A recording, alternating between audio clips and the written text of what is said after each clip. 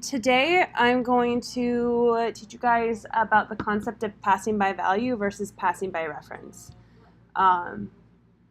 Because, does everyone know what I'm talking about when I say pass?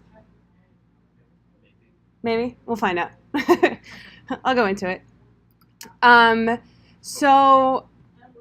Basically what I'm going to talk about is like when I'm referencing a value, there's two types of values. So we're going to go over that, primitive versus complex. And then how like variable assignment is affected by the type of the value that it is. I'm going to talk about passing values into functions, equality operators, and how they are affected by value versus reference. And then we'll go through some examples with different types of calls. So primitive versus complex values. There are a couple primitive values in JavaScript and two complex values. So strings, numbers, booleans, undefined, null, and then ES6 symbols are all primitive values. And then complex ones will be objects and functions. For me, the way that I like kind of think about them and keep them straight is a primitive value is like one singular value. Where a complex value is, because it's basically objects or object types. So they've got like brackets, and they've got like they can hold like pairs of things. So they can hold multiple like types too. They can hold strings and boolean so it's complex. And usually there's something wrapping it. Either if like parentheses, brackets, or curly braces are involved, it's a complex value. Unless it's a string that has that as a character in it. But anything that's like one value will be a primitive value. And that's how I like to think of it to kind of keep it straight. So they behave differently when you are capturing them in variables. So strings, which can get a little bit confusing because they're like a bunch of letters, but it's one distinct value. So they're still considered primitive, and that's also kind of a little bit legacy, just in the way that like software engineering and computer language has evolved. It's just become like a principle that strings are primitive values. So if I capture the value, the string York in British city, and then I capture American city by referencing British city. And then I say American city now equals new plus whatever value it was holding before. And then I console log them both. What do you think they will be? What do you think British city will be? Obviously. York. And then American city? Yeah. It's pretty simple to figure out. But arrays are complex values because they are a collection. They hold multiple things. There's brackets involved. So if British city now is an array that holds York, and I set American city to British city, and then I say American city, and I'm going to push the first, the 0th value to be the string new, and then I want to console log them both. I'm just going to show you what happens because I haven't talked about it yet. So if I console log British city and American city, what will show up on my console is actually New York twice, an array holding new and York. So this is what I'm talking about when I'm saying passing by reference. And I'm going to continue explaining that as we go through it. So they behave pretty differently, primitive versus complex, and that's what I'm talking about. So when you pass a primitive value, in memory, it literally stores another copy. So instead of, so it just like copies it again to that variable. So for example, when I declare first equal to 20, it references the value 20. And then if I declare second, like another variable, so I set first to 30, sorry, I clicked too fast. So then I set first to 30, and now first, instead of referencing 20, references 30. And then I declare second, and second stores its own copy of 30. So the value of 30 is stored twice, but they don't have anything to do with each other because those values as a primitive value because it's a number, it simply belongs to that variable. So if I increase second, it's now 31 and it doesn't affect the value held by first at all, as you can see when we console it. But with primitive values, there's difference. So again, I'm going to store the number 20 in first. And then I'm going to say that second equals first. So now second, the same way as if I just said let second equal 30, it says let second hold its own version of whatever first is holding right now. But since it's a number, it's still copying it. So if I increase second and console log them both, it's the same. Yes? You don't need a let for a second? Mine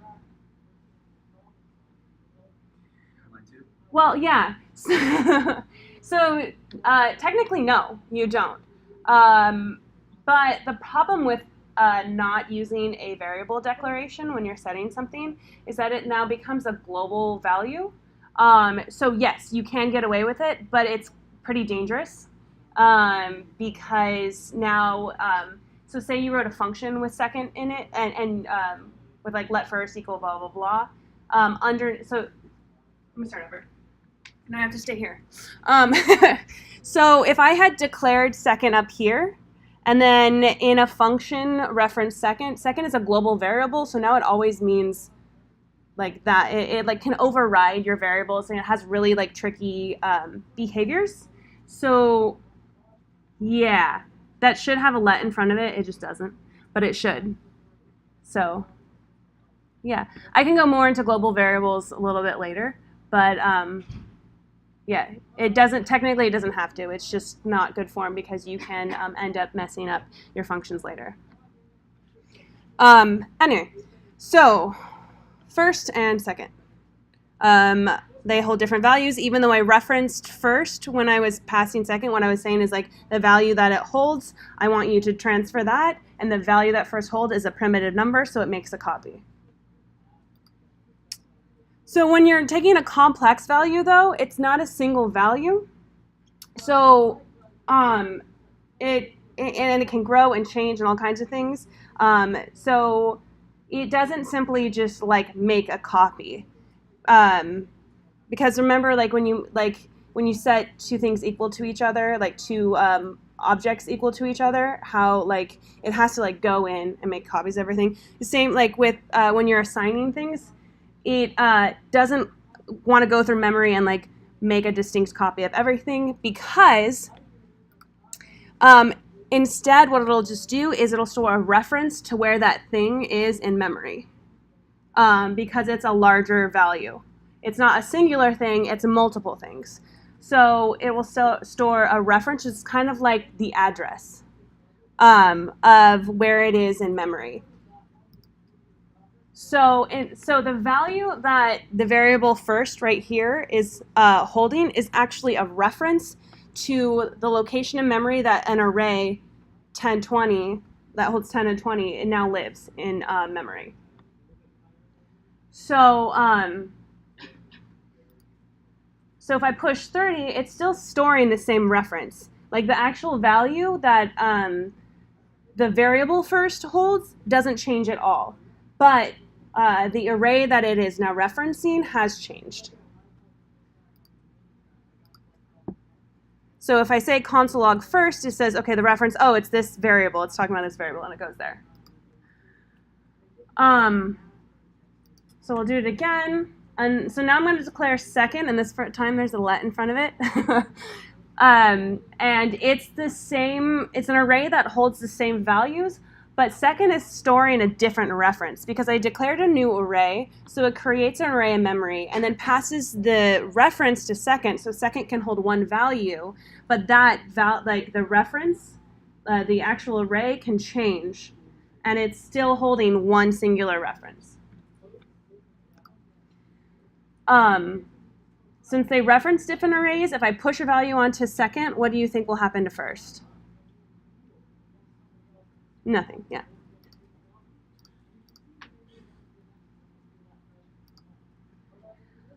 Okay, so again, we're going to go back to the array. So if I declare that second equals first, though, since first is storing the reference to that array, 10, 20, what second now holds is also a reference to that array that is holding 10 and 20. It's the same array. So first and second are sharing the same reference to the same array. So what do you think will happen if I push 30, if I call second.push 30, what will first now equal? Yeah, 10, 20, 30.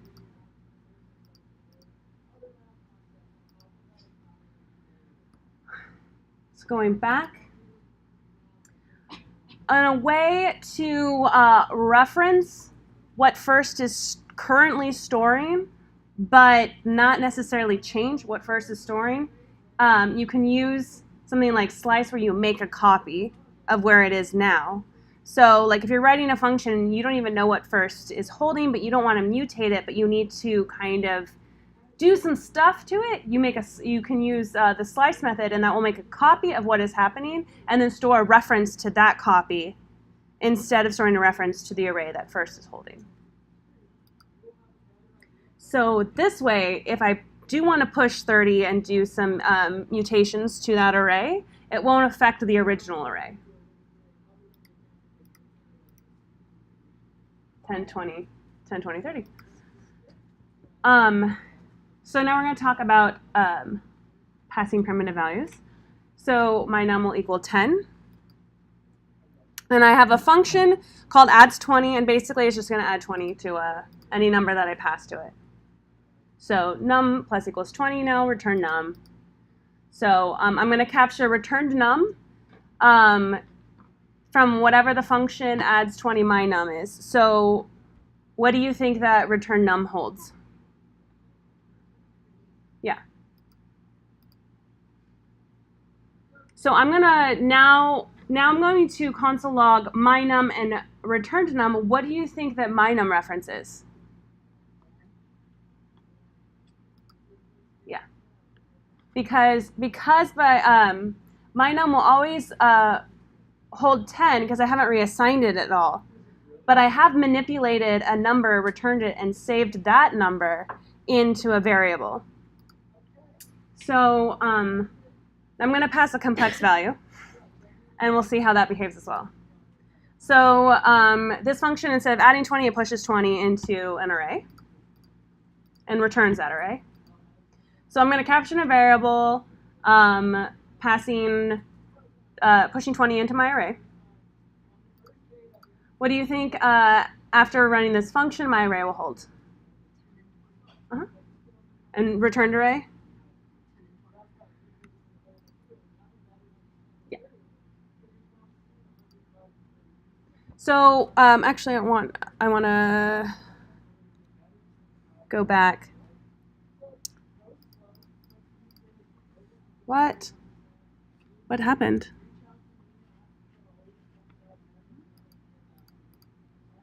Oh, it went back like a okay. I see what happened. Okay, so why do you think that they both reference the same thing? Like, why do they hold the same values? Because on the other one, I pushed it and I grabbed it, and they were different. But this one, they're the same. Does it run back and reference the original? Yeah. So when I pass a complex value into a function, I'm not passing, like, I'm passing the reference to that array. So my array holds a reference to the variable my array holds a reference to the array 10 that holds 10, and then I pass a reference into that. It manipulates that like whatever array that reference is, and then I grab it and it passes back the same reference to that array. Yeah. Is returned array a copy of the array, or is that? So they're referencing the same array because it's like when I pass a complex value, I pass that function the reference. So it says it goes and finds that array, performs the actions within the function, and then returns that reference back. So because it says return array, what it's actually doing is returning the reference. And since I declared a variable that I want to grab that array back from the function, what it's actually grabbing back is that reference that it passed back out after performing all of those manipulations on it. I have some examples that we can go through later if we were still a little bit confused. Yes? But if that function had a dot slice, would that have been a new copy because slice inherently makes a new copy? Yeah. So if you had within the okay, I'm gonna go back. If you had within like on line 4 above array.push said like new array equals array.slice new array.push, whenever you say dot slice, you're telling it don't store that reference, like make a copy and store the reference to the copy, and then you can manipulate that, and if you return the reference to the copy, it's referencing what you just did, and the original array hasn't been touched. Yeah. Thank you. Yeah, of course. To make sure. Yes. The reason why my array is pushing out 1020 is because the function is called a my array. I'm sorry? The reason why my array is pushing out 1020 Uh-huh. is because the pushes 20 is calling my array to do all the extra Yeah, so it's going to the array that is stored at that reference. So like the variable array is referencing is actually the variable array for the argument is past the reference to an array in memory, and then it says okay, so that whatever array is now referencing, go there, and then push 20 to it, and then return that reference. So that reference now is referencing an array that has 10 and 20 in it. Yeah. Okay. So the equality operator with passing by value or passing by reference, it compares their references. So like because the variable that they're like what the variables are actually storing is the reference. So if two variables have store that reference, one has made changes, but they both do, it's actually going to check the reference that they're holding, the address for that object or array. So if you make a copy, the reference is different, so it's going to return false. So array 1 and array 2 are holding arrays that are completely identical. But if I console log that, it's false. So like back when we were doing comparisons on objects and you had to loop through everything, you couldn't just set them equal. That's because they were referencing different things. So that's why it would return false. So to check if they were equal, meaning that they're storing the same values, you have to actually go in and look at the values. So if I declare array 1, but then I make array 2 equal to array 1, they're now equal to, like, their references are what they're storing. So if I console log that, it will return true.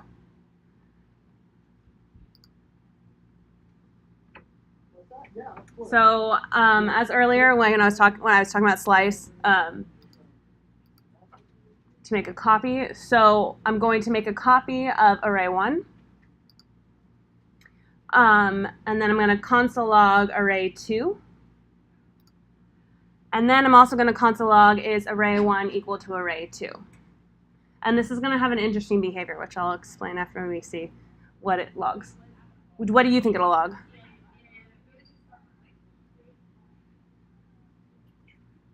True? False.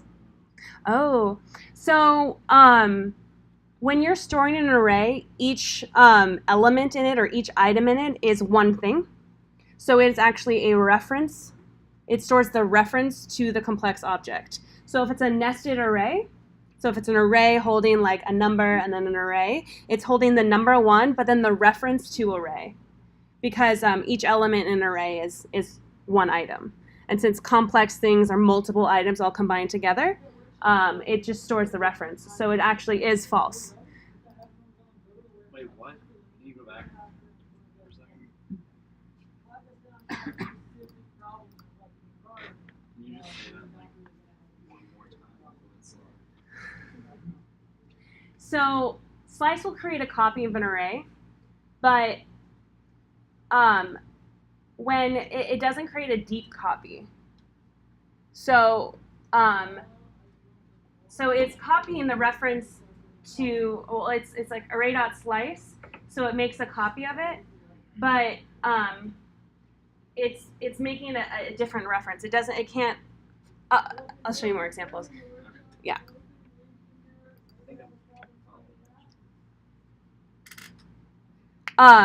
So if an array has a complex value, only the reference to that complex value is copied into the new array. So that's why it makes a shallow copy. So slice will just kind of go through and like copy the reference. It doesn't make new copies of any complex value stored inside of the array.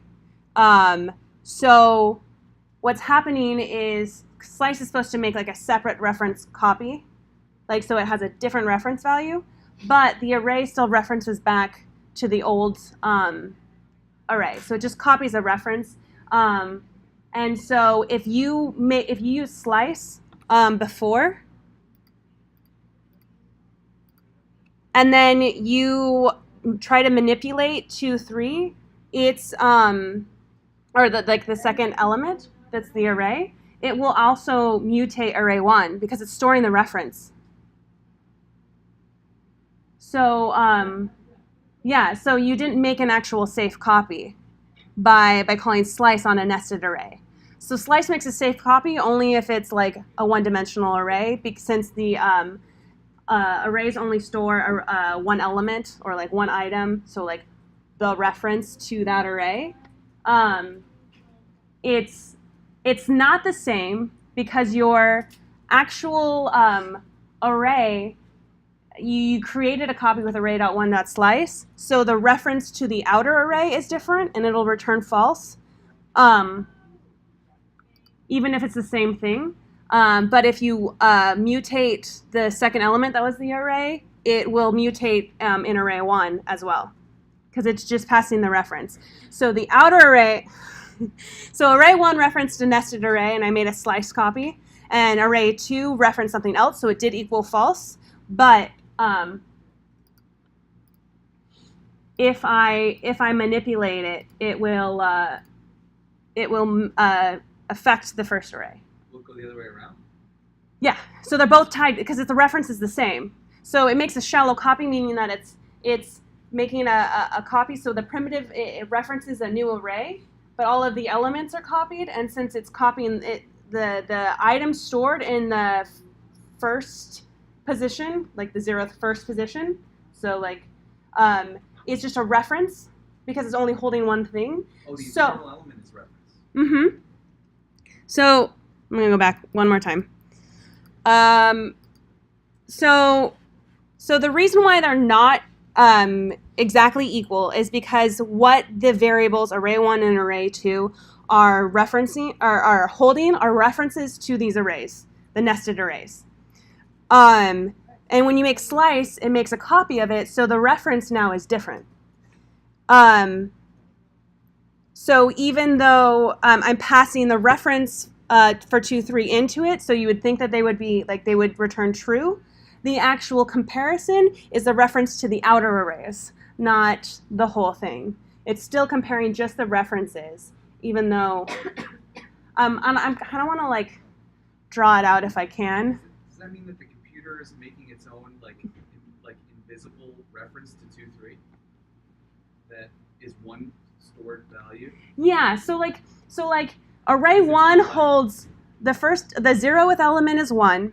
The second element is the address of the array 2, 3. And then when it makes a copy, it creates a new array and references that array with 1, but then it's the first index is the same because it just copied the value that was stored within the array, which is the reference to 2, 3. And does that have a name? So you're right. A name? Yeah, like doesn't it like that address has to have a name? Well, it's like within the memory. So like, you know, like computer memories, it's like basically like you can visualize it kind of like a bunch of just like cells where it places things, and then they all have like addresses, so it knows where to find the thing that it needs to look up. So since it's complex and not just one thing, there's an address to where it starts, and then it can put it all together for you. So in an array, though, it's like just kind of like ordered slots in the memory. So instead of, it can't store the whole array, but it can store a reference to where the array is found. It just doesn't tell us what it's calling it. It's the same as when we make a let array 1 equal that complex value. It's doing that on its own. Just Yeah, it's creating that, but then taking the address of where that is and storing that in the variable, because the variable is also just like one little cell in memory. So we can think of it as array 1 index 1 inside both array 1 and array 2. Yeah. So like wherever that array lives in memory, it's the address to it is stored in both of them because it just copied the address over instead of copying the array over. Can you force it to do all the internal data? Well, that's when you do functions like when you're going to object and you have to like loop within it, and you can make you have to like there are like functions that already exist that other people have written, but it's an actual function going in and doing it. Yeah. Yeah, so we've gone over this. Yeah, and so when that's what it means when they say that slice makes a shallow copy, is that it's not actually going in and then creating another array in memory and then storing a reference to the new array. It's just making the copy one, like address, 4.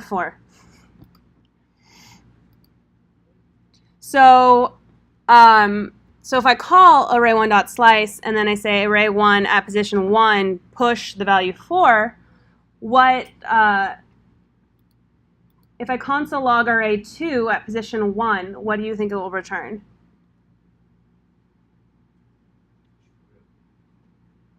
Oh, sorry, not the console log on 13, the console log on 11.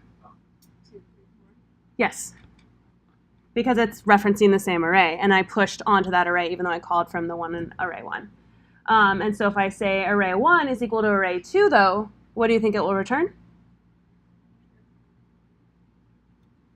It's false.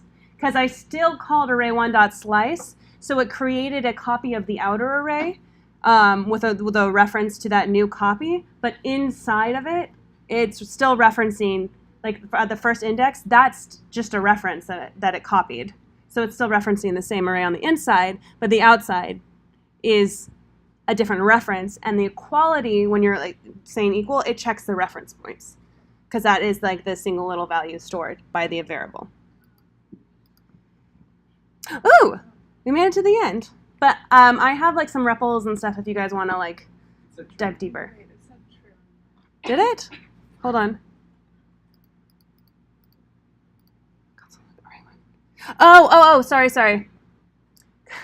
I like overlooked that. It's so if I say that array 1 at position 1, so the first index, is equal to array 2 at the first index. Sorry, not array 1 to array 2. Okay. Sorry, that's So- my bad. Thank you for When catching that. Array 1, it's pulling that reference value. And array 2, Yeah, it's pulling so that reference value. yeah, exactly. So it's like the element or the item stored at the first index of array 1, is that equal to the element or the item stored at array 2 at index 1? And it's going, the address for that array is equal, yes, it is the same address for that array. Yeah, but if you did array 1, array 2. it'd be And if you did array 1 equals array 2, it'd get false. Okay. Sorry, I was like thinking about 8 things at once. And so just as a recap, primitive versus complex, the easy way to, for me in my mind at least, to keep them separated is that a primitive will be like a single value, like a string or a number, or null, undefined, and the symbols. Those are all primitive values because it's like one singular thing. A complex value, as its name suggests, is multiple things. And like the giveaway is that there'll be like a bracket or a curly brace or a parentheses. Variable assignment, it's if it's a primitive value, it'll store the primitive because that's one thing that it holds on to. But if it's a complex value, since it holds on to one thing, it's holding on to the reference. Equality operators will check the single value held. So if it's a complex thing, it's checking the reference. Obviously with primitives, it's the value. And then arrays and dot slice and like how that affects it. Slice will make a copy, which will create a new reference, but it'll be a shallow copy, so it'll copy everything that's inside that array, including the reference to any complex objects within it. Yeah. So any more questions? Okay, I have like a little REPL with some more examples in it that I commented out. What time is it though? Oh, it's 8:10. Do you want to go through these, or do you kind of want to tackle it and just move forward? You want to what? Go over one? Okay. Yeah. Okay, so here, yeah, I'm going to make it bigger. Can you see that? Is that pretty? Okay. So here I have a function that takes 3 arguments, a variable a, b, and c. And then the first thing it does is assign a to 3. B, it pushes foo, so it takes an array for b. And then c is an object, and it sets, it creates an object, it sets its value first to false. Sorry, tripping over my words. I'm going to console log everything so we can see what it's like, and then I'm going to return it as an array. So, so I have down here, I declared x to be the number 4, y to be an array eeny, meeny, mo, or eeny, miny, mo, and then z is an object, and then I'm going to pass those into x, y, z. So what do you think b will be? Or sorry, what do you think when I console log? When I console log b, what will it be in the console?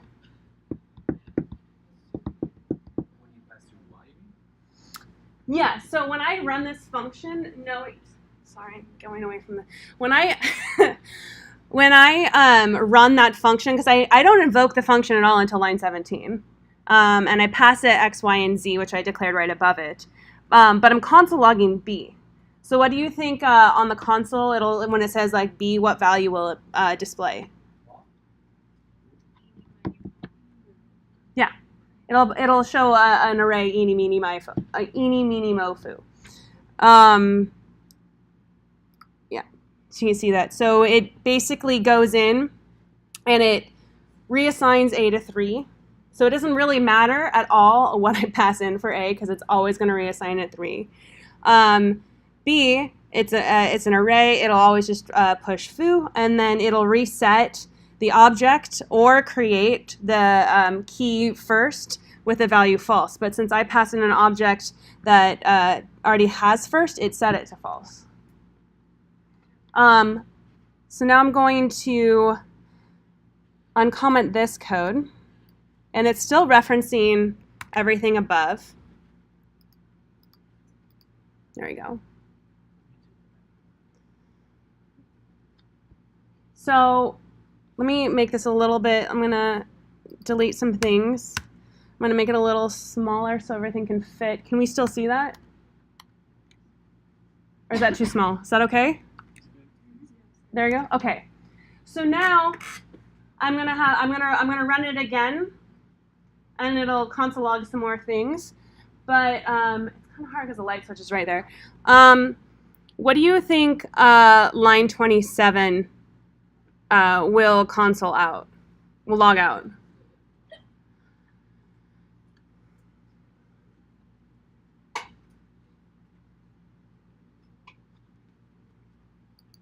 You're still using the same function, right? From the top, like everything. Yeah, yeah. Everything that's uncommented now will run. 3.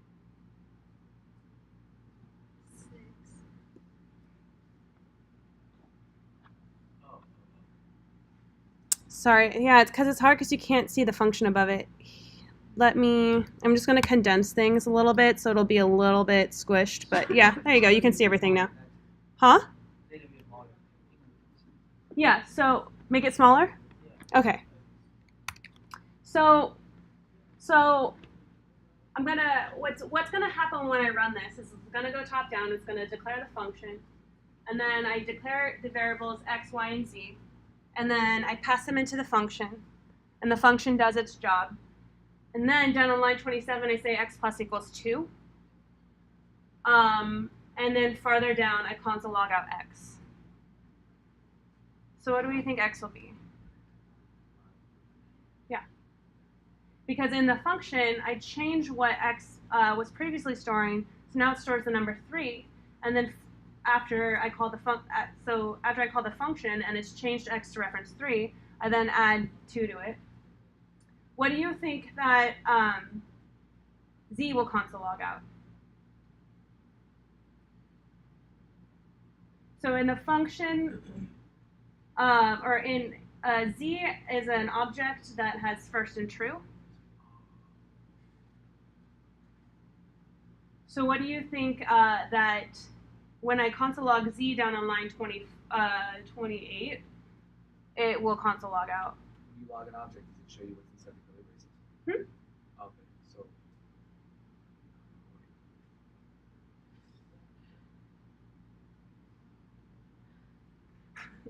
So yeah, so I declared z to be an object that has first and true. It's okay. I declared z to be an object that has the key value pair first and true. And then I ran the function. So now z is an object that it refers to an object that holds first and true, or first and false.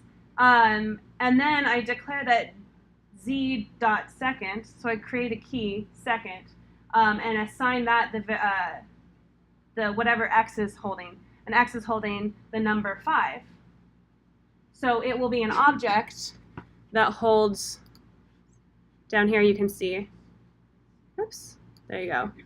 First false, second 6. Oh, second 6, sorry.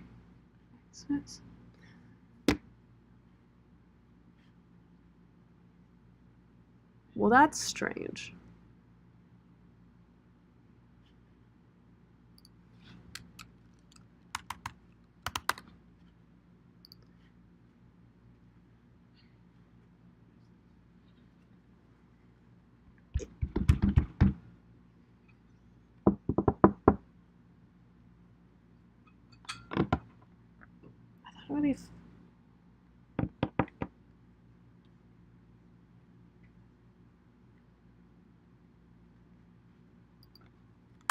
Let's see what's going on. This happens all the time when you're coding too. You like totally expect something and then it doesn't do it. So let me figure out what's happening.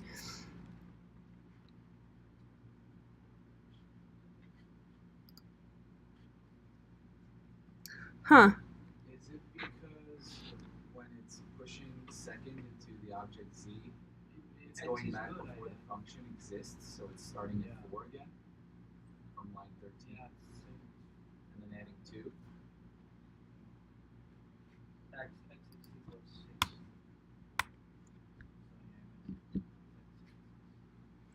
Well, I wonder if yeah, let me try. So this is like part of debugging is sometimes you're like, oh, that didn't have the behavior I expected. So then you go in and you start like playing around. You're like, oh, okay, I see what happened. So I'm going to capture the return value of this function because it's returning an array with everything in it. And then I'm going to call new array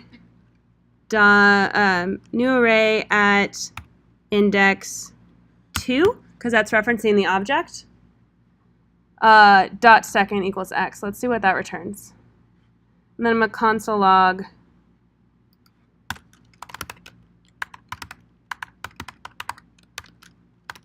new array.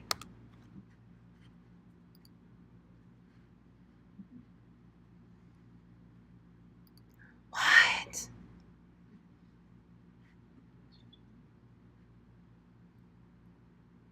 X, Y, Z.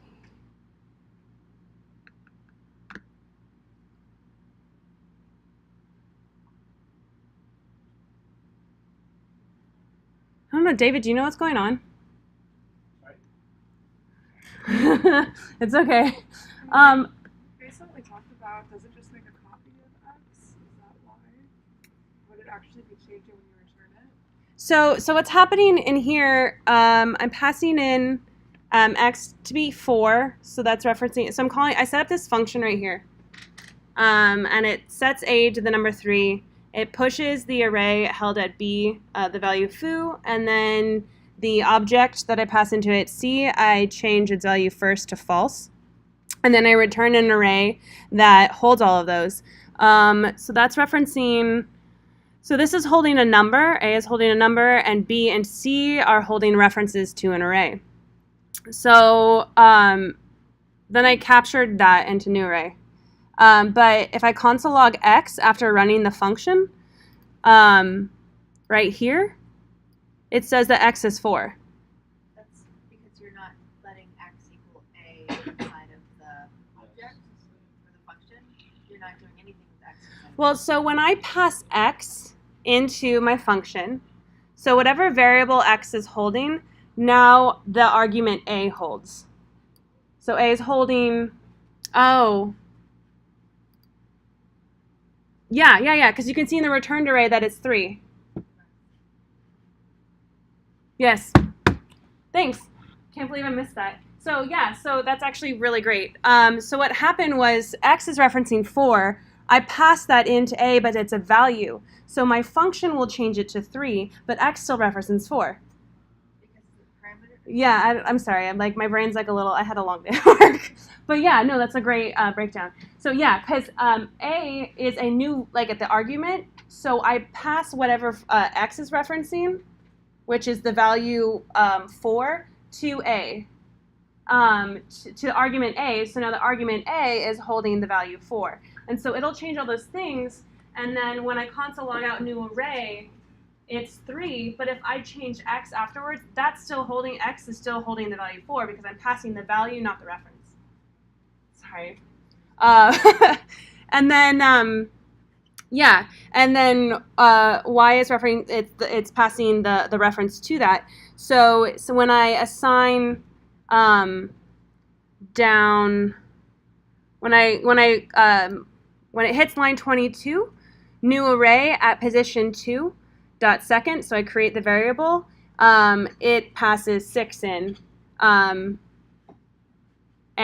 then the 0th index, which was the argument a, is still 3. Yeah. So it can get tricky even when you've been coding for a while. You'll make mistakes like this all the time. So yes. Do you know why you're getting undefined yet? Oh, because when you call a function, if I didn't I didn't return anything down at the bottom, so it returns undefined. And REPL does that all the time. So I return A, B, and C when I call that function, but I continue to do commands. So at the very end, REPL is still expecting like a return value at the end of the page, and I don't do that, so it returns undefined. Yeah. So in the first part, the reason why a printed out 3 is because you returned a to 3. Wait, in the first part, the reason why A printed out 3? Yeah. Yeah, because so I passed the value 4 to A, but then I reassigned A to now hold the value 3. Yeah. Because I passed by value. And then later, when I manipulated it, x, when I manipulated x was still holding the value 4. It never stopped holding the value 4. I passed from one variable to another the values because it's a primitive. So it was like a copy. So it passed the copy, and then it didn't change x. But then when I adjust the actual arrays, those still hold their value. So you can see that when I console log out, I add to new array, all that stuff, it logs out the whole object because new array is holding the value 3, then the reference that I passed it from the function for the next 2 indexes, the references. Yes? On line 18, doesn't f, x, y, z equal the array a, b, c? On line, which line? 18? 18. So let new array equal the returned value from the function when I pass in x, y, z. So New Oh, we array. never actually did it. Yeah, so new array is holding a reference to the array that I created and returned in the function. But if you put on line 17 f and you put values in the function, then it would actually work or not? Wait, I'm sorry, say that again? Well, if you put actual values in x, y, and z, then would the last line, line 31, actually not be undefined? Let's see. So you're saying I'm gonna comment these out. So and then it should. Let's see. So you're saying that if I went like 6, and then because the variables are there, so how come it didn't work? y expects. What do you mean? No, I that was a mistake for me to say that. I don't understand why line 31 is undefined still. Why it returns undefined? Yeah.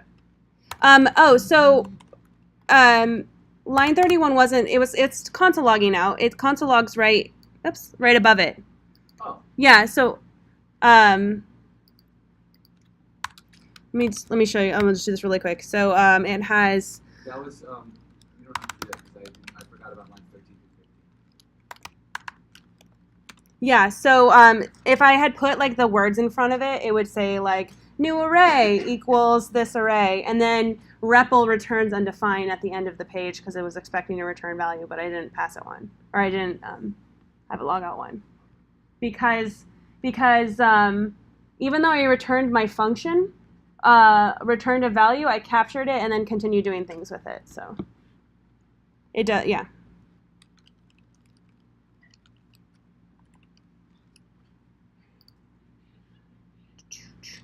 So yeah, A, B, and C. It always resets A to 3, but that's the variable A referencing 3. So if I passed it a variable, it wouldn't change what that variable is actually holding. It just passes the value, hence pass by value versus pass by reference. But when I pass an object in, it's actually just the reference, and then that object does get changed. You guys ready? Do you have any more questions? No? Are you guys ready to start the workshop?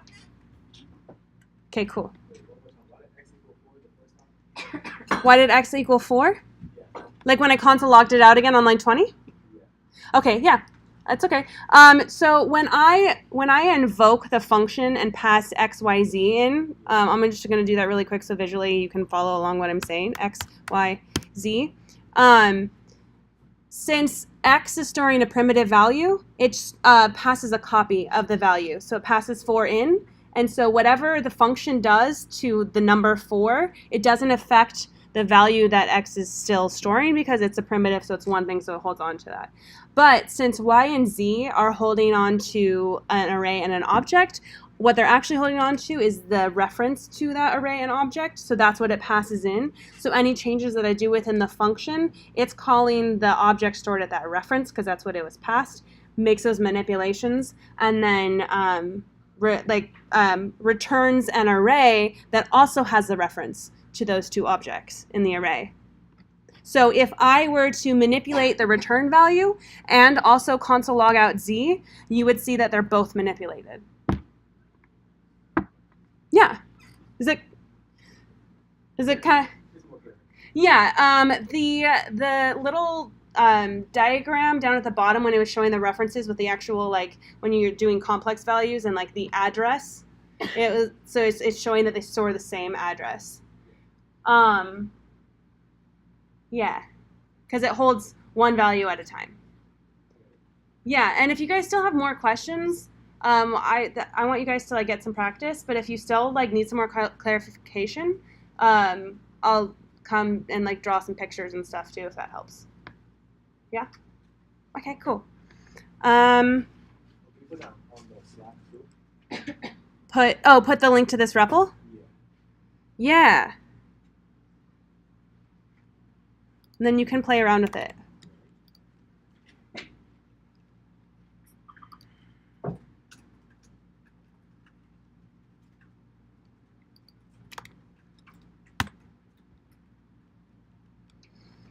All right, I'm going to stop the recording now, and I'm going to upload this so that you guys can have it to watch later.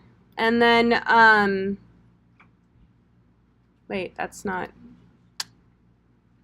Quick time, stop recording. Oh, I think I can push that button.